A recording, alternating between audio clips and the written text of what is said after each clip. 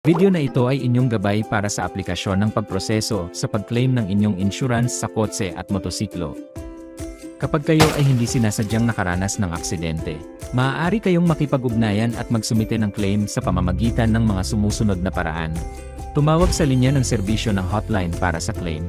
Magpadala ng ulat gamit ang fax. Magpadala ng email. Sumali sa opisyal na line account ng Hotay Insurance. O gamitin ang online claims notification sa opisyal na website ng Hotay Insurance. Kung nais ninyong personal na maghain ng claim, maaaring humingi ng tulong mula sa mga tauhan ng service center. O bisitahin ang alinmang service center ng Hotay Insurance. Ang mga espesyalistang kawani ay magbibigay ng tulong upang matapos ang inyong aplikasyon ng claim. Habang inaasikaso ang aplikasyon ng claim, mangyaring ihanda ang rehistro ng sasakyan, lisensya ng driver, at ang mga dokumento ng rehistro ng mga kasangkot sa insidente sa kalsada. Kung walang ulat mula sa pulisya o kung ang aksidente ay nangyari sa pribadong lupa at walang rehistro, mangyaring imbak ang footage mula sa dashcam, mga imahe mula sa CCTV camera, i-record ang oras at lugar ng aksidente sa lugar ng insidente.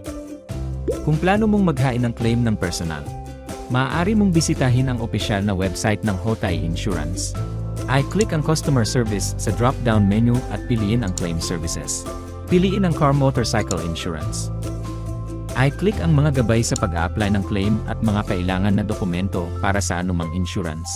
Maaari nang i-download ang claim application form. Pag-fill up ng form para sa claim, may tatlong bahagi na kailangan mong punan ng tama. Unang bahagi, mga impormasyon tungkol sa insured na tao at sasakyan. Pangalawang seksyon, mangyaring ilahad ang mga pangyayari sa insidente. Pangatlo, at ito na ang pinakamahalagang parte, siguruhing pirmahan o lagyan ng stamp sa lugar para sa pirma ng insured. Kung ang naka-insure ay menor de edad, kailangang pumirma o maglagay ng selyo ang legal na kinatawan.